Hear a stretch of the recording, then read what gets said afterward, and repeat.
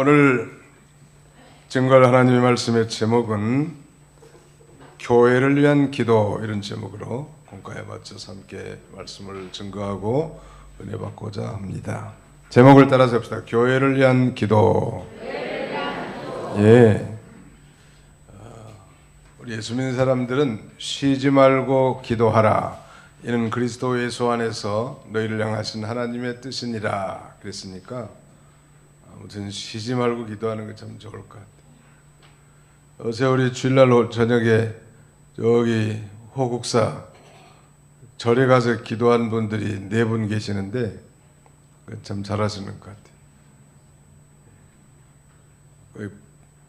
축석곡에 부활기도원이라고 이름을 이렇게 정했는데, 축석곡에 아무튼 이 기도하는 거 아주 필요한데, 오늘 본문에는 특별히 이 교인들의 그 신앙 진보를 위한 바울의 기도고, 예배소 교인들뿐만 아니라 오늘 현대 그리스도인들을 위해서도 이렇게 우리가 기도해 줄 필요가 있다는 거. 여기 15절로 19절은 바로 교인들의 신앙 진보를 위한 기도고요. 20절로 23절의 내용은 교회란 어떤 것인가에 대해서 이렇게 크게 두로 나눌 수 있는데, 앞부분에 지금 15절로 16절 한번 읽으시기 바랍니다. 15절로 16절. 1장 15절. 이로 말미암아 주 예수 안에서 너희 믿음과 모든 성도를 향한 사랑을 나도 듣고 내가 기도할 때에 기억하며 너희로 말미암아 감사하기를 그치지 아니하고. 예. 이로 말미암아 주 예수 안에서 너희 믿음과 모든 성도를 향한 사랑을 나도 듣고. 과거에 우상 섬기던 에베소 교인들, 특별히 아르테미스라고 하는 아데미 여신을 섬기는 그런 동네 사람들이 복음을 받아서 예수를 믿게 됐는데, 이 주 예수님 안에서 이 믿음이 자라나고 또 모든 성도를 향한 사랑의 소식을 바울 사도가 듣고, 바울이 기도할 때마다 기억하면서 하나님 앞에 끊임없이 감사한다, 감사하기를 그치지 아니하고. 참 놀라운 일이죠. 온통 이 에베소 도시가 다 우상천지였는데 거기 복음이 전가되고 저들이 우상을 버리고 하나님께 돌아와서 믿음과 사랑의 역사에 대한 소문을 그 개척자인 바울이 들었을 때 참으로 기도할 때마다 하나님 앞에 그저 감사하는 마음이 절로 났단 말이에요. 우리도 이렇게 신앙이 좀 진보되면 좋겠습니다. 금년이나 내년이나 작년이나 여전히 이런 타성에 젖은 그런 신앙인 생활이 아니고 좀 심령이 좀 새로워지고 자라나고 여러 면에 진보가 돼야 돼. 전에는 새벽기도 안 한 사람들이 좀 새벽기도도 하고, 전엔 3일 예배 참여하지 못한 분이 수요 저녁 예배도 참여하고, 전에는 11조 못한 사람이 좀 11조 생활도 하고, 전에는 형제를 사랑하지 못한 사람이 이제 좀 형제도 진정으로 사랑하고, 전에는 교회 봉사를 전혀 손도대지 못했는데 이제 교회 봉사에도 참여하고, 어떻게든지 이 신앙이 진보돼야 되지 않겠습니까? 오늘 여기 신앙 진보를 위해서 바울이 에베소 교회를 위해서 이제 기도한 몇 가지가 나오는데요. 교인들의 신앙이 진보되기를 기도한 그 첫 번째 내용은 17절이, 다 같이 한번 읽어봅시다. 시작. 우리 주 예수 그리스도의 하나님 영광의 아버지께서 지혜와 계시의 영을 너희에게 주사 하나님을 알게 하시고. 뭐 해달라고 기도한 거예요? 맨 마지막 부분에 방점이 있어요. 하나님을 알게 해달라고 기도하네. 하나님. 사실은 이 다른 번역본에 보면 하나님을 더 알도록, so that you may know him better. 하나님을 좀 더 지금도 알지만 하나님을 좀 더 알도록 기도해 준 거예요. 그런데 그 앞에 지혜와 계시의 영을 너에게 주사 그랬는데, 영광의 하나님 아버지께서 지혜와 계시의 영, 지혜와 계시의 영은 성령의 다른 말이에요. 성령은 지혜의 영이고 성령은 계시, 즉 하나님의 말씀의 영이란 말. 성령은 우리를 모든 진리 가운데로 인도하는 영인데, 그 성령으로야 우리 성도들이 하나님을 좀 더 깨닫고 알 수 있겠기 때문에, 성령으로 말미암아 에베소 교인들이 하나님을 더 알게 해달라고. 사실 우리가 아는 것만큼 믿고 믿는 것만큼 행동하게 되거든요. 내가 아는 범위 내의 하나님, 사랑의 하나님만 안다면 그 범위밖에 모르겠지만, 공의의 하나님을 안다면 더 신앙의 폭이 넓어지겠죠. 우리는 지난 주일 오전 예배 때 이 하나님 앞에서 사는 성도가 되십시오, 그런 말씀을 들었는데, 이 다윗의 시로서 특별히 다윗은 그가 깨달은 하나님이 전지전능하신 하나님, 또 무소부지하신 하나님, 그리고 심판하신 하나님을 알았단 말.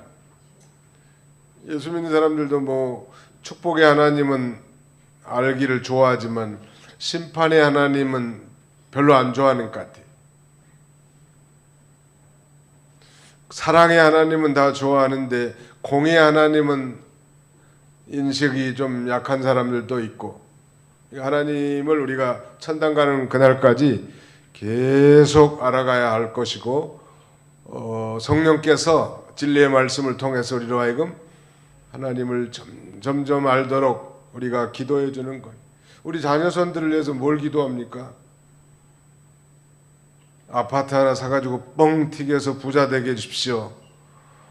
그런 기도는 별로 좋은 기도가 아니에요. 우리는 경험적 체험적으로 예수 그리스도를 통해서 하나님을 알고 어려운 일 있을 때는 하나님 앞에 기도하지만, 내 손주 내 자녀들은 아직 체험적인 신앙이 없사오니 주의 성령께서 저들의 심령을 열어주시고 예수님을 인격적 체험적으로 만나게 해주시고 깨닫게 하여 주옵소서. 예수만 제대로 만나면 팔자가 뒤집어지는 거예요. 따라서 합시다. 예수 믿으면 팔자가 뒤집어집니다. 예수만 제대로 믿고 진리 안에 살면 인생의 기회는 무궁무진한 것 같아요. 또 어디서 무엇을 하든지 행복하는 거예요. 여러분들의 자녀손들이 행복하기를 원하시죠? 그러려면 하나님을 좀 더 알도록 앞으로 좀 기도해 주라. 하나님을 알도록 기도해 주는 것, 이건 대단히 중요한 거예요. 교회를 여전히 나오기는 해도 하나님을 알지 못하는 자 많고, 우리가 배운 대로 사무엘상 2장에 보면 엘리야들은 불량자라 저가 여호와를 알지 아니하더라. 세상 요지로 말하면 목사님 아들들이 하나님을 알지 못했고, 교회 나왔고 아버지처럼 제사도 다 참여했고 아버지를 도와 제사하는 일에 열중했던 사람들인데, 성경은 하나님을 알지 못했다고 이렇게 단언하게 말합니다. 이 하나님을 알도록 기도해 주는 것은 너무나 중요한 거예요. 하나님을 알지 못해서 망하는 길 걸어가기 때문에 구약의 호세아 선지자는 여호와를 알자, 힘써 여호와를 알자 그렇게 외칩니다. 야곱은 하나님을 어떻게 나중에 깨달았는가 하면, 환난 날에 내게 응답하시고 나의 가는 길에 나와 함께 하신 하나님께 내가 단을 쌓으려 하노라 하는 그런 고백을 들어보면, 야곱이 깨달은 하나님은 환난 날에 기도하면 응답해 주신 하나님으로 알았고, 자기의 험악한 인생길 가운데서도 하나님이 임마누엘의 하나님이 되어주심을 알았단 말. 신앙의 고백이 그의 말에다 묻어 있는 거예요. 여러분은 어떤 하나님을 믿습니까? 하나님을 잘 알되 성령으로 말미암아 그 하나님을 깨닫는 게 중요해요. 여호와를 아는 것이 지식의 근본이라고 했고요. 우리가 또 하나님을 아는 것만큼 내 자신도 알게 돼 있습니다. 이사야 선지자가 성전에서 기도할 때 하나님을 발견하고 보니까 자기의 비참한 모습을 발견했던 것처럼, 베드로가 갈릴리 바다에서 예수님이 누군지를 발견하고 보니까 자기가 정말 죄인이라는 걸 발견했던 것처럼 하나님을 알도록 늘 기도해 주는 것.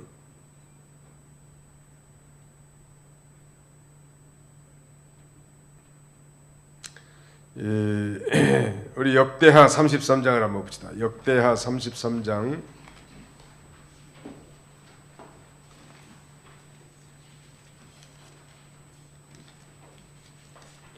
역대하 33장 10절. 역대하 33장 10절부터 13절까지 한번 읽겠습니다. 역대하 33장 10절로 13절 시작. 여호와께서 므낫세와 그의 백성에게 이르셨으나 그들이 듣지 아니하므로 여호와께서 아수르 왕의 군대 지휘관들이 와서 치게 하시매 그들이 므낫세를 사로잡고 쇠사슬로 결박하여 바벨론으로 끌고 간지라. 그가 환난을 당하여 그의 하나님 여호와께 간구하고 그의 조상들이 하나님 앞에 크게 겸손하여 기도하였으므로 하나님이 그의 기도를 받으시며 그의 간구를 들으시사 그가 예루살렘으로 돌아와서 다시 왕위에 앉게 하시매 므낫세가 그제서야 여호와께서 하나님이신 줄을 알았더라. 므낫세 왕은 참 악한 왕이죠. 성전에다 심지어는 우상을 세우는 그런 악한 왕이지만 그가 환난 당했을 때 그래도 하나님 앞에 기도했단 말, 하나님의 기도를 받으시고 그 간구를 들어서 다시 왕권을 복권시켰는데 그제서야 하나님을 알았다는. 많은 성도들이 그 환난을 당하고 어려운 일을 당했을 때 하나님 앞에 기도함으로 신앙들이 쑥쑥 자라나는 일들이 많아요. 하나님이 계셨구나, 하나님이 도와주셨구나, 그런 체험이 많을수록 신앙은 더 견고해지지 않겠습니까?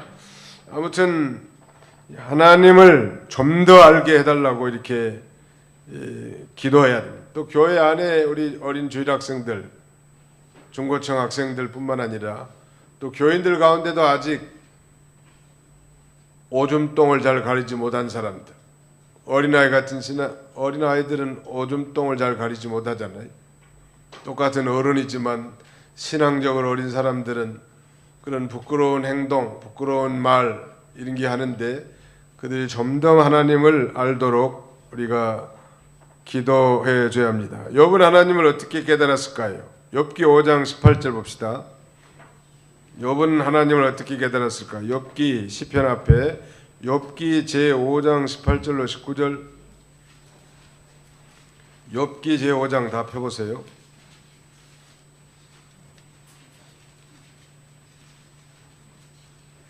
욥기 제5장 18절로 19절 같이 읽습니다. 시작. 하나님은 아프게 하시다가 싸매시며 상하게 하시다가 그의 손으로 고치시나니 6가지 환난에서 너를 구원하시며 7가지 환난이라도 그 재앙이 내게 미치지 않게 하시며. 이 욥은 깨닫기를 하나님은 아프게 하시다가 싸매주신 하나님이시고 상하게 하시다가 그의 손으로 고쳐주신 하나님인 걸 깨달은, 안 아프게 하고 안 싸매주면 될 걸 상하게 아니하시고 안 고쳐주면 될 건데 하나님은 아프게도 하시다가 또 싸매주시고 상하게 하시다가 그의 손으로 고쳐주신 하나님. 하나님은 좀 속된 말로 약 주고 뭣도 줘요? 병도 주는 거예요. 그러면서 하나님이 훈련시키고 연단시켜 나가는 거예요. 욥이 그걸 깨달은 거예요. 욥이 처음에는 이 고난의 의미를 잘 깨닫지 못했지만 점점점 이 고난의 의미를 깊이 깨닫고 고난 이후에 그는 갑절의 축복으로 보상을 받습니다. 하나님을 깨닫는 것이 아주 중요합니다. 하나님께서는 인애를 원하고 제사를 원치 않으며 번제보다 하나님을 아는 것을 원하노라 그랬는데요. 우리 거기 한번 그럼 하나님을 안다는 게 도대체 뭔지 한번 찾아보실까요? 하나님을 안다는 거. 예레미야 22장 15절. 예레미야 22장 15절. 하나님을 안다는 건 뭘 의미할까요? 예레미야 제22장 15절로 16절 한번 읽어주시죠. 예레미야 제22장 15절로 16절. 22장 15절 내가 백향목을 많이 사용하여 왕이 될 수 있겠느냐? 내 아버지가 먹거나 마시지 아니하였으며 정의와 공의를 행하지 아니하였느냐? 그때에 그가 형통하였느니라. 그는 가난한 자와 궁핍한 자를 변호하고 형통하였나니 이것이 나를 알미 아니냐? 여호와의 말씀이니라. 네, 이것이 나를 알미 아니냐? 정의와 공의를 행하는 삶, 가난한 자와 궁핍한 자를 변호하고 변호하는 삶, 이것이 바로 여호와를 진정으로 아는 삶이라니. 입술로만 하나님을 압니다 그렇게 말하지 않았죠. 실제 우리의 삶 가운데 이 정의와 공의를 행하고 그 다음에 가난한 자와 궁핍한 자를 변호한 것, 이것이 하나님을 아는 자의 실천적 삶이 아니겠습니까? 예, 공의를 행하고 인자를 사랑하며 겸손히 여호와와 동행하는 것, 이것을 우리 하나님이 진정으로 원한다고 했습니다. 하나님을 아는 자의 삶이라고 할 수 있겠죠. 정말 하나님을 아는 자라면 범죄하기 쉽지 않을 것 같아요. 왜? 그 죄값에 대해서 반드시 하나님이 심판할 줄 알기 때문에. 그리고 아나무인격으로 아무렇게나 말하고 아무렇게나 행동하는 건 아직 잘 모르는 거예요. 우리 아이들이 사람 될 정도로 장성한다는 건 참 하나님의 큰 은혜인데, 얼마나 많이 그 어려서부터 그 부모들의 애틋한 관심과 사랑으로 가르치지 않습니까?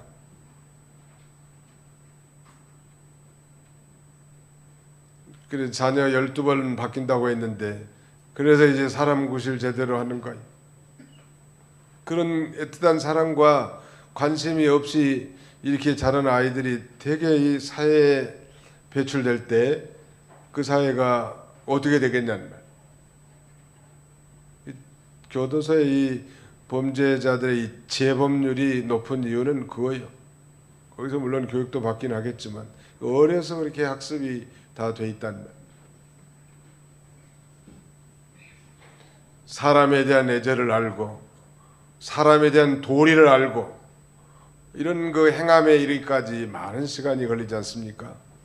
더구나 우리 그리스도인들은 하나님을 아는 것, 그것도 실천적인 삶을 통해서 아는 것이 아주 중요하다는. 그 다음에 두 번째는 이 성도의 소망과 풍성한 유업을 알기를 원했습니다. 성도의 소망, 우리 성도의 소망은 무슨 소망인가요? 우리 성도의 소망은 산소망이라고 그랬죠. 따라합시다. 예수 믿는 사람의 소망은 산소망이고 불신자들의 소망은 죽은 소망입니다. 네. 예수 믿는 자의 소망이 무슨 소망이에요? 네, 산소망. 썩지도 않고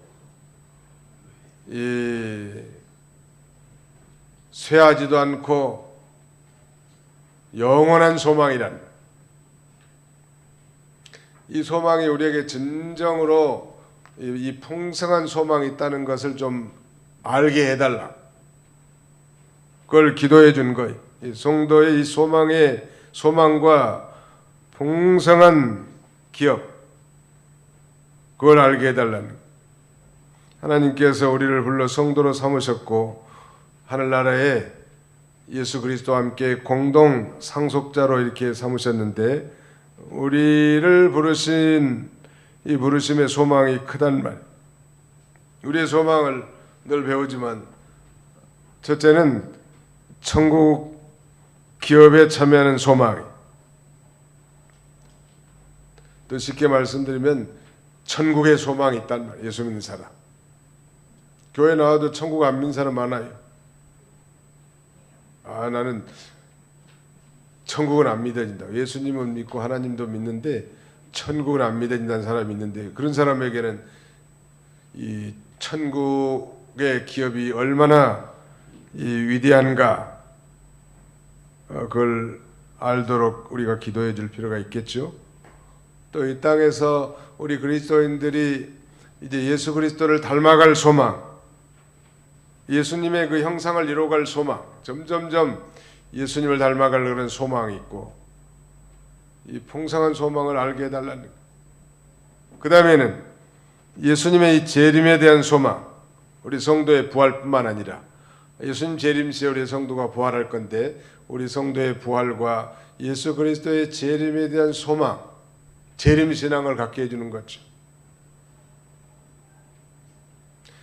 이 부르심의 소망과 풍성한 기업의 영광을 알게 해달라고 이렇게 기도해 주고 있습니다. 이런 소망을 가진 사람들은 어떻게 살까요? 요한일서 3장 2절로 3절을 보겠습니다. 요한일서 3장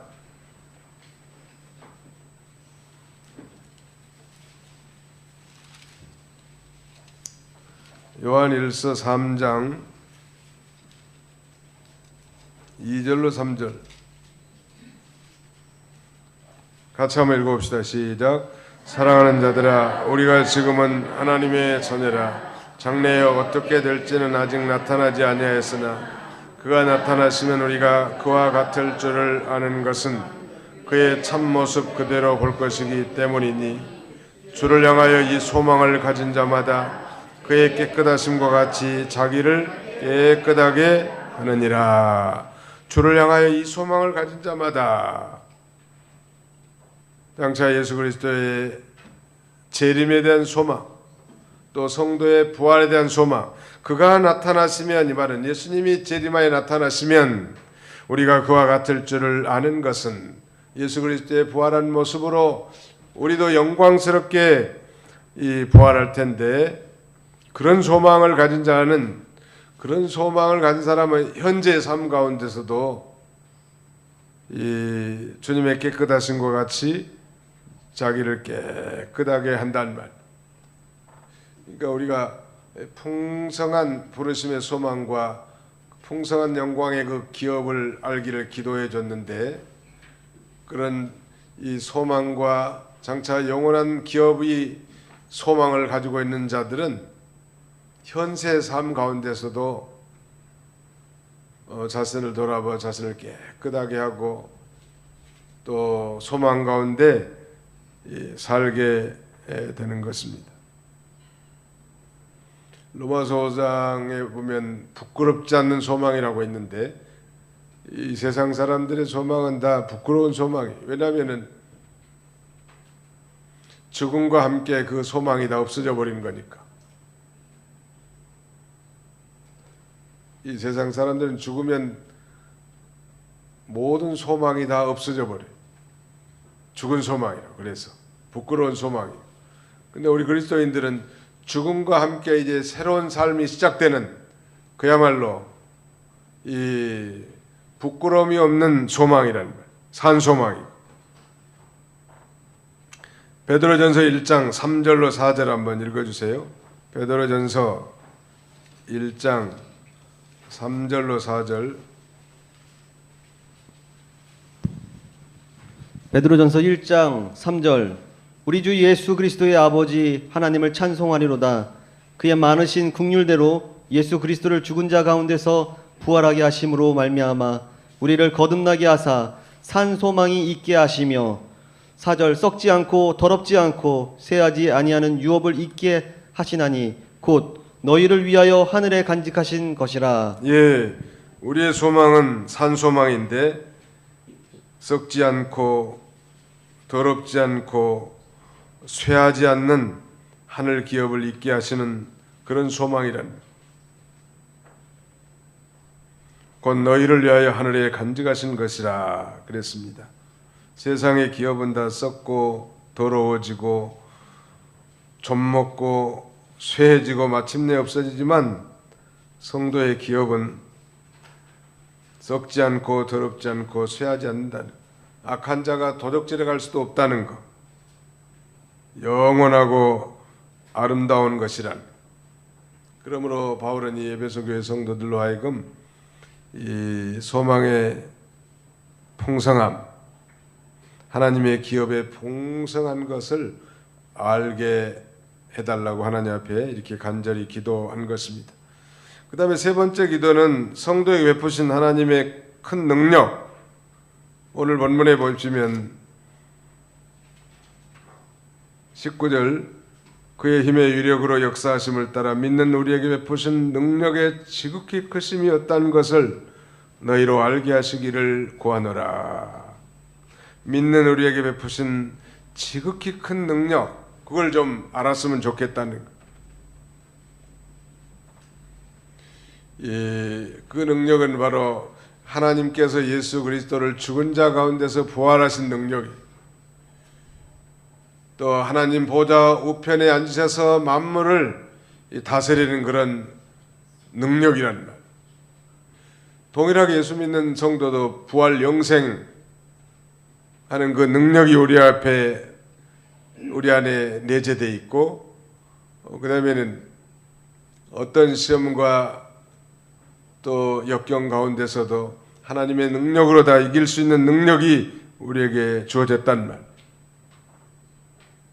그래서 바울은 빌립보 교회에 보낸 편지에서 내게 능력 주시는 자 안에서 내가 모든 것을 할 수 있느니라 그렇게 고백했는데, 바울은 성도 각자의 삶의 자리에서 하나님이 얼마나 큰 능력으로 역사하는지를 알고 누리고 또 그렇게 살기를 간절히 기도해 준 것입니다.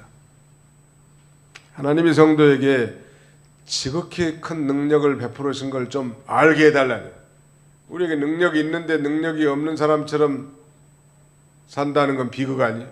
우리에게 힘이 있는데 힘이 없는 사람처럼 착각하고 사는 건 어리석은 거겠죠. 그래서 그 능력을 알게 해달라는, 이런 능력을 소유한 자에게는 불가능한 게 없어요. 사자굴에 들어가도 능히 이길 수 있고, 아말렉과 같은 군사가 침범해도 다 이길 수 있고, 사망의 음침한 골짜기에 들어간다 할지라도 해받지 않게 되고, 모든 근심과 걱정 다 이겨나갈 수 있단 말. 아무리 크고 무서워도 하나님이 주신 능력을 쓰면 다 이겨나가니, 믿는 자에게 말하자면 죽음을 이기는 능력이 와 있단 말이에요. 어떻게 하면 그러면 그 능력을 쓸 수 있는가? 능력을 쓰는 방법은 하나님께서 내게 주신 그 하나님의 뜻대로 바로 순종하는 거예요. 어떤 환경과 처지에 있다 할지라도 하나님께서 하나님의 뜻대로 우리가 살도록 하는 걸 순종하는 거예요. 그러면 능력이 나타나요. 그 능력을 써먹으라는 게 말하죠. 하나님이 우리에게 이미 믿는 자에게 능력을 줬단 말이에요. 우리 앞에 여러 가지 시험과 그 다음에는 난관이 닥친다 할지라도 하나님이 우리에게 주신 그 능력을 쓰면 그 시험과 난관을 다 돌파해 나갈 수 있다는 것.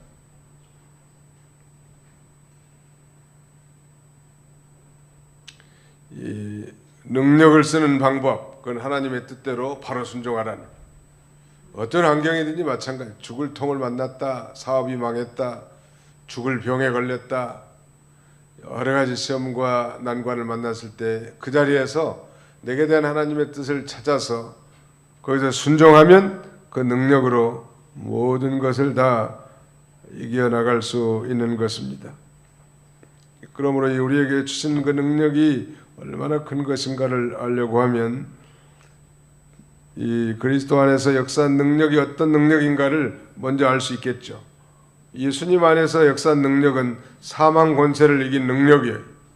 또 하나님 보좌 우편에 앉게 한 능력, 그래서 모든 정사를 다 이긴 능력이 예수님에게 와 있고 예수 믿는 이 그리스도인들에게도 이제 이 능력으로 장차 부활 영생하게 되고 천국 가서 영생 복락을 누리게 되고 모든 시험과 마귀 세력을 다 이길 수 있도록 능력을 우리에게 부어주시는 거예요.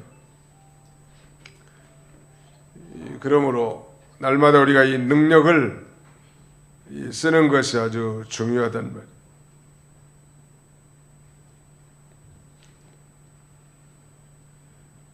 그 능력을 쓰지 않으면 힘이 없어요. 씨름 선수도 계속 힘을 쓰고 노력을 해야 그 근력을 유지한다고 합니다. 용불용설이라는 말이 있는데 자주 사용하는 기간은 세대를 거듭함에 따라서 잘 발달하지만 그렇지 못한 기간은 점점 퇴화해가지고 소멸되어진다는 소리. 자꾸 쓰라는 거예요. 운동하는 사람들 자꾸 운동을 해야 된대. 몸을 만드는 사람들은 아주 하루에 헬스클럽에 가가지고 몇 시간씩 가지고 운동해. 근력 운동도 하고 걷는 것도 하고 하루아침에 그렇게 되는 게 아니죠. 우리 예수 믿는 사람들은 하나님이 주신 그 능력을 자꾸 써먹어야 돼. 써먹으면 능력이 생긴다. 안 써먹는 사람은 잘 못해요. 한번 해본 일에 대해서는 자신감이 다 생기잖아요.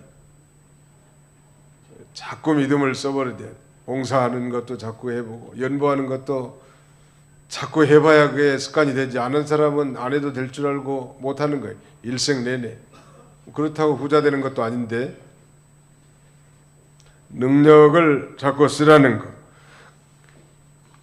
그 다음에는 이 마지막 부분에서 바울 사도는 이제 교회란 어떤 것인가 거기에 대해서 교회의 머리는 예수 그리스도고 또 교회는 그리스도의 몸이고 교회를 통해서 만물을 충만하게 한다. 요점을 그렇게 말씀하고 있습니다.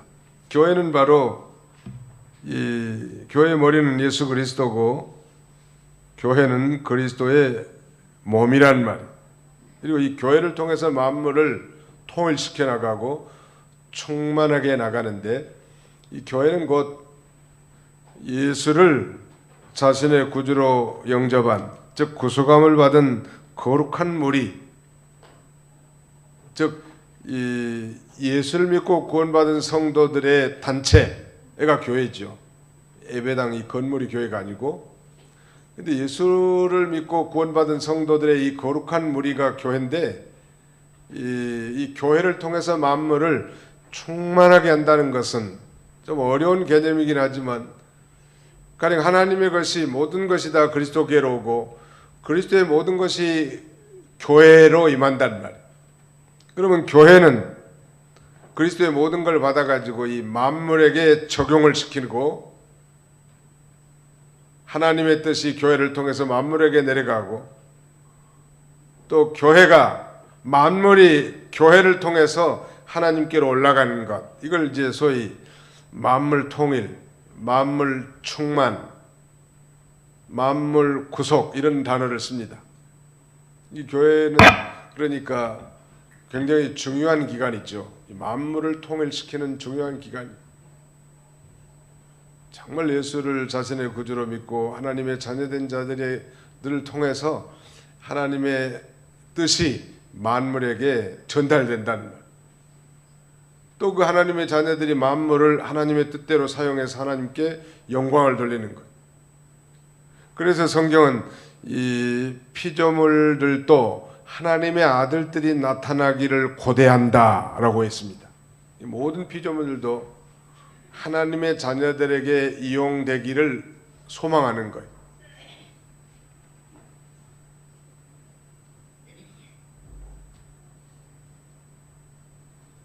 안 믿는 사람들 제사 지내거나 고사 지내면 반드시 등장하는 게 뭐예요? 돼지 머리. 돼지 머리고기가 맛있어요? 안 맛있어요? 맛있대. 예수 믿는 사람들이 먹어야 돼. 돼지 머리도 예수 믿는 사람들이 먹어주기를 간절히 소망하는 거예요. 근데 요것들이 우상 섬기면서 머리를 갖다가 이게 상에다 올려놓으면 돼지 머리가 그 슬픈 거예요. 그 만물이 성도들에게 이용당하고 또 성도들을 통해서 하나님 앞에 그 하나님의 뜻이 올라가게 된다는 말. 또 우리 성도들은 하나님의 뜻을 받아서 만물에게 적용하는 거예요. 환경운동 많이 주장하지만 정말 진실한 그리스도인들이라면 자연을 아무렇게나 훼손하고 동물을 학대하고 그런 일을 할 수가 없죠. 정말 예수를 그리스도 믿고 구원받은 성도들이라면 풀 한 포기 나무 한 그루라도 소중하게 여기고 영혼이 없는 짐승이라도 다 소중하게 여기는 것입니다. 그것이 이 교회의 존재의 목적이. 뭐 영혼 구원하는 건 두말할 것도 없고요. 그래서 우리 기독교 문화를 전 세계에 전파하는 이 중요한 일도 우리가 해줘야 돼. 지금은 뭐 중국이 강대국이 돼가지고 뭐 큰 소리 빵빵 칩니다만 뭐 30년 전만 해도 얼마나 비리비리하고 형편없었는지 알 수 없어요. 근데 한국에 그 수많은 목사님들이 돈 싸들고 가서 성경 가르쳐주고 물질로 구제하고 그야말로 이 중국의 이 경제 발전은 한국의 그리스도인들이 엄청난 기여를 했다고 해도 과언이 아닙니다. 그들의 이 문화적 수준을 상승시킬 뿐만 아니라 삶의 개선, 더욱 중요한 건 영혼이 구원받아서 지금 전 세계에서 그리스도인들이 제일 많은 나라가 중국 아닙니까? 저절로 그렇게 된 게 아니죠. 바로 이 교회는 이 머리는 그리스도이시고 그 교회는 그리스도의 몸인데 이 교회를 통해서 하나님은 만물을 충만하게 하기를 원한다. 하나님의 뜻이 모든 만물에게 충만하게 전파되기를 원하는 거예요. 누구를 통해서? 나와 우리를 통해서. 즉 교회를 통해서 그 일을 하게 하시려고 하는 거예요. 어느 나라든지 그래서 교회가 존중받고 교회가 바로 선다면 그 나라는 소망이 있습니다.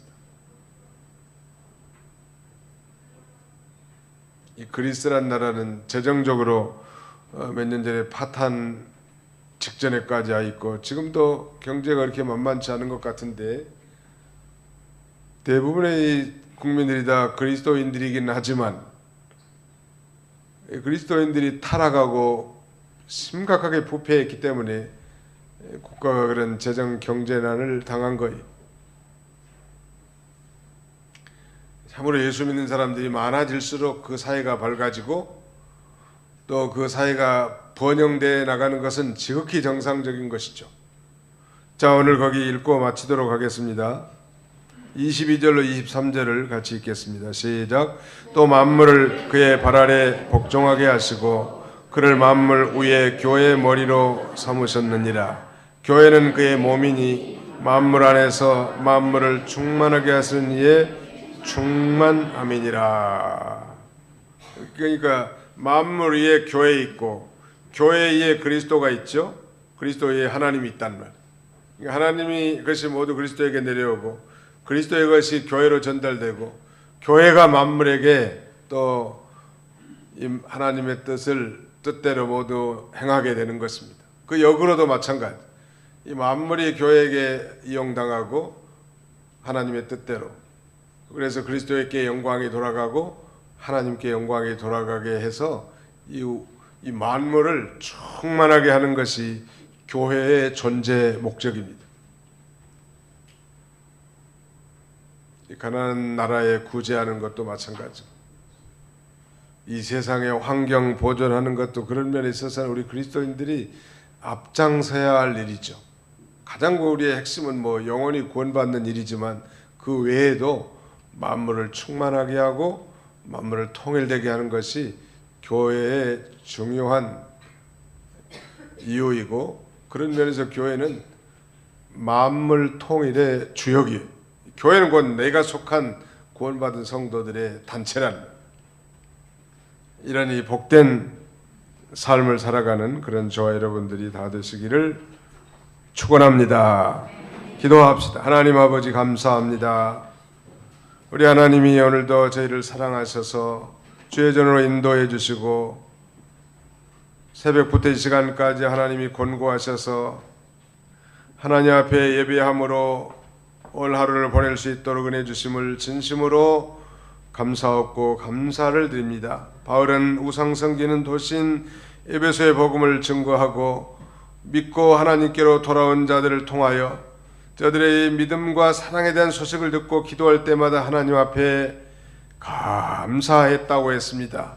뿐만 아니라 저들의 신앙 진보를 위해서 이 중요한 세 가지의 기도를 해줬다고 했사오니 우리도 날마다 이 기도 제목들이 우리의 기도 제목들이 되게 해주시고 우리 공동체 내 연약한 자들 뿐만 아니라 우리 가정 안의 모든 연약한 자녀손들, 아직도 경험적으로 체험적으로 주님을 만나지 못한 자들을 위해서도 늘 기도해주는 저희들이 되게 하여 주옵소서.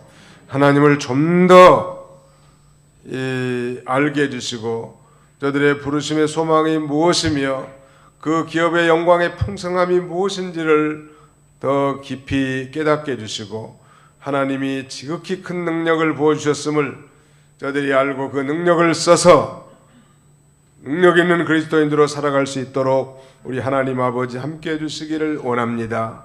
우리 교회는 만물 통일의 주역이라고 했사오니 이 교회의 머리 대신 그리스도이시고 그리스도의 머리는 하나님이신데 하나님의 뜻이 그리스도를 통하여 교회에게 전달되고 교회를 통하여 그 하나님의 뜻이 만물에게 전달되어 하나님의 이 뜻이 충만하게 이루어지도록 우리 모두가 그 일에 참여하는 저희들이 다 되도록 하나님 은혜를 더하여 주옵소서. 이 도봉지역에 우리 도봉교를 세우셨사오니 우리 도봉교를 통해서 하나님의 뜻이 편만하게 전달되고 또 이 세상의 만물이 우리 성도들에게 이용당하여 하나님께 영광이 돌아가는 이 만물 충만과 만물 통일의 역군이 되는 우리 교회와 모든 성도들이 다 되게 하여 주옵소서. 예수님의 이름으로 기도하옵나이다. 아멘.